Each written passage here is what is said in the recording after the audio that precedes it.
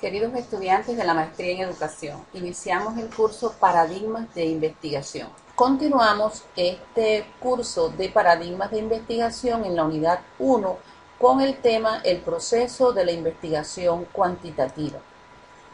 Este proceso se conduce, según la bibliografía que estamos utilizando de base como fundamental de Hernández Sampieres y colaboradores, por un proceso que tiene 10 etapas o fases: la idea, el planteamiento del problema, la revisión de la literatura para construir el marco teórico, la definición del tipo de investigación o alcance de estudio, la formulación de hipótesis y definición de variables, la concepción o elección del diseño de investigación, la definición y selección de la muestra, la recolección de datos, el análisis de datos y la elaboración del reporte de resultados. Vamos a ver a continuación con un poquito más de detalle cada una de estas fases y pondremos algunos ejemplos que les facilitarían a ustedes la comprensión del texto que le proponemos. Toda investigación inicia por una idea que interesa al investigador para transformar una situación que ha identificado con la cual no está satisfecha por los resultados que la misma está mostrando. Esa idea que ayuda a interesar y motivar al investigador tiene diversas fuentes. Algunas de ellas pudieran ser la lectura de literatura especializada, un intercambio o conversaciones con los profesores, una institución interesada en la solución de una problemática que siembre una semillita o una idea en el investigador, la propia práctica profesional, la experiencia que se vivencia puede ser fuente de esa idea, la experiencia vivencial individual, eventos científicos en los que se participe, etc.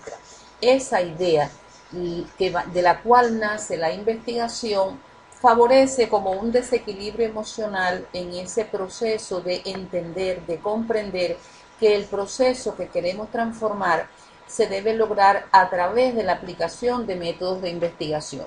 Cuando ya nos hemos motivado y hemos comprendido la necesidad de enfrentar este proceso, nos encontramos ante la siguiente fase, donde ya tenemos entonces que plantear el problema de investigación que ha nacido de esa idea de investigación. Así, el planteamiento del problema cuantitativo o el problema de la investigación cuantitativa implica delimitar ese problema, en qué objeto de estudio se encuentra, cuáles son las variables, y terminaría con la formulación del problema. Sus elementos son el problema, que se pudiera formular como pregunta o de manera descriptiva, los objetivos, tanto general como específico, el objeto donde existe o está presente el problema, las preguntas de investigación derivadas del problema fundamental o del problema de investigación, que permitiría un poco adentrarnos por partes en el estudio, la hipótesis que se formula con sus variables en el proceso para conducir o guiar la investigación, la justificación del estudio, los métodos que utilizaríamos como procedimientos generales, a los instrumentos para la búsqueda de los datos necesarios, un estudio de viabilidad, las deficiencias del conocimiento que se deben precisar. O sea, en esa búsqueda bibliográfica y en el estudio empírico que justifica el problema, debiéramos dejar precisado dónde están aquellos vacíos teóricos y quizás metodológicos o prácticos que debemos enfrentar en ese proceso de estudio. Comencemos entonces por estos elementos de investigación. El primero, la idea o situación problemática. Como dijimos, estamos ante una situación que queremos transformar y para ello se requiere utilizar el método científico y hace parte de ese momento inicial en el cual se motiva o se interesa el investigador. Un ejemplo pudiera ser que el docente se encuentra con que hay bajos resultados de los estudiantes de una carrera en el proceso de resolución de problemas. Una vez profundizado esta idea, que se convierte en problema de investigación, ya permite precisar cuál es la situación en una rama del saber, en este caso en la didáctica de la química, que provoca esa necesidad o insatisfacción en el investigador con el proceso que está analizando, y por tanto conlleva a transformar esa situación. De manera que la idea inicial pudiera transformarse en un problema como el siguiente: cómo elevar los resultados que obtienen los estudiantes en la resolución de problemas de la disciplina química física en la carrera licenciatura en química. Otro elemento de esta fase o proceso de planteamiento del problema es determinar el objeto. El objeto de una investigación delimita precisamente todos los elementos y relaciones que se dan en ese proceso en el cual existe el problema. Por lo tanto, el objeto es un componente que delimita precisamente dónde existe el problema. Un elemento que queremos plantear aquí como parte de la formación investigativa de los estudiantes de la maestría es que ese objeto es subjetivo en la medida que lo construye el investigador. No va a encontrar el objeto de su investigación en una bibliografía determinada. Usted se apoya en la bibliografía para nutrirse intelectualmente y construir su objeto de investigación y delimitar cuál es ese proceso en el cual existe ese problema. En el caso que venimos teniendo como ejemplo, pudiéramos decir que el problema se delimita o existe en el proceso de enseñanza-aprendizaje de la resolución de problemas de la carrera de licenciatura en química.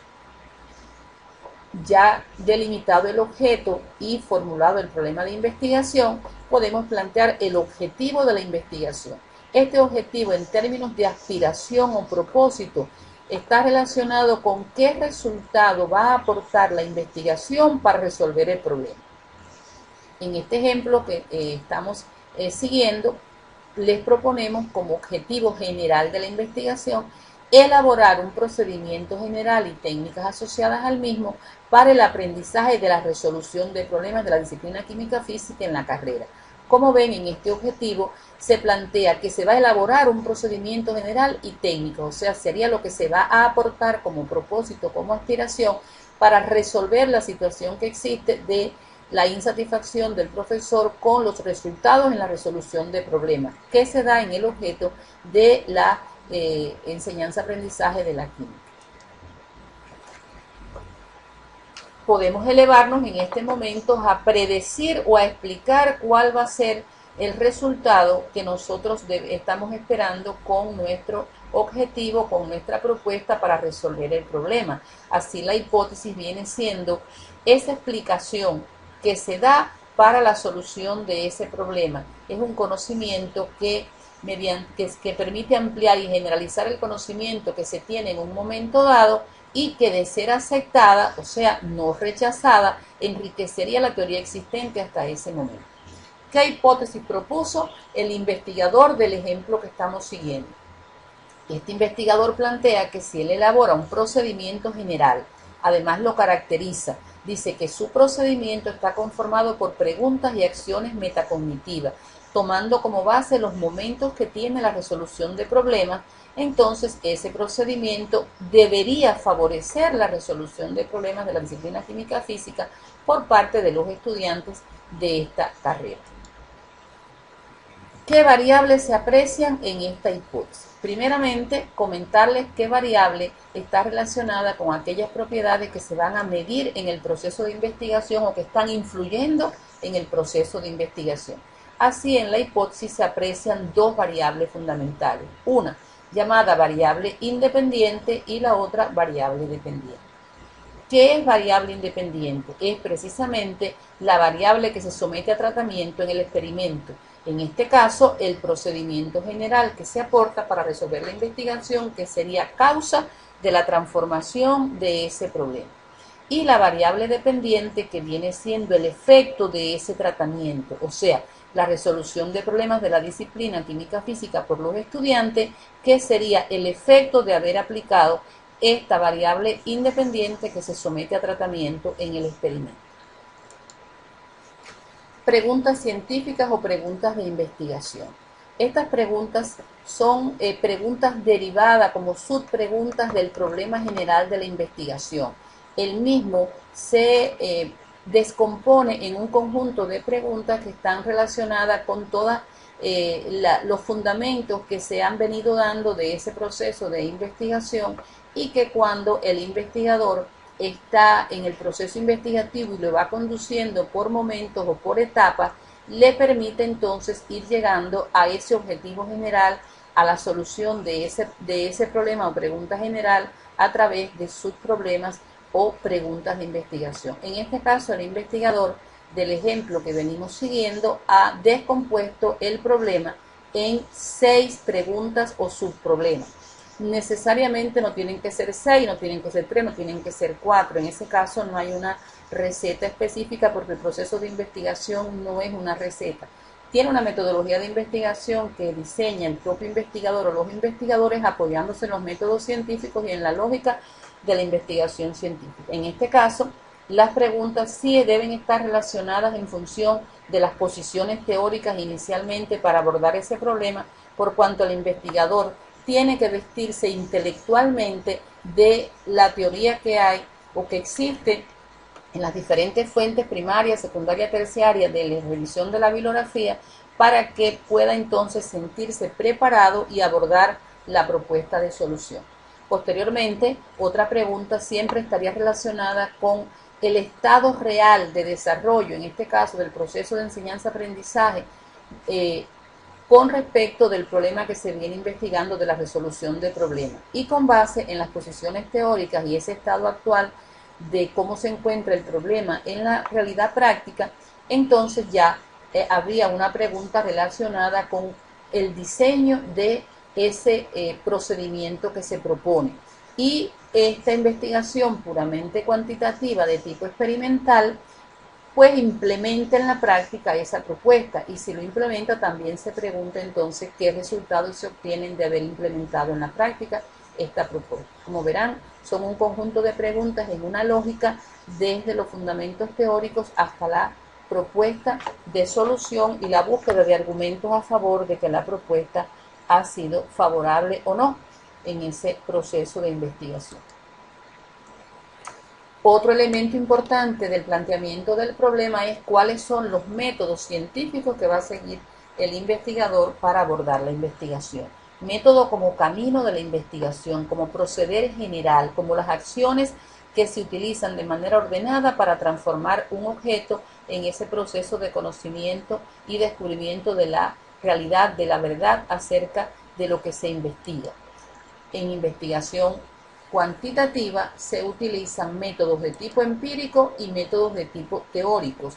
Los métodos empíricos son aquellos métodos que permiten obtener resultados y elaborar datos a partir del conocimiento directo del hecho, allí donde existe el fenómeno, y que permiten estudiar los fenómenos fundamentalmente tanto para diagnosticar el proceso como para confirmar hipótesis o teorías.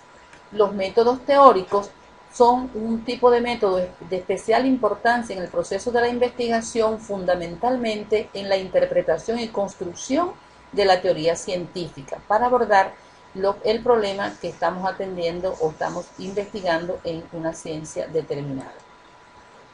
Podemos resumir entonces que los métodos de investigación son de dos grandes tipos, los métodos teóricos y los métodos empíricos. Los métodos teóricos fundamentales en la investigación cuantitativa son el análisis y la síntesis, la inducción-deducción, hipotético-deductivo, histórico-lógico, tránsito de lo abstracto a lo concreto, la modelación y el enfoque de sistema.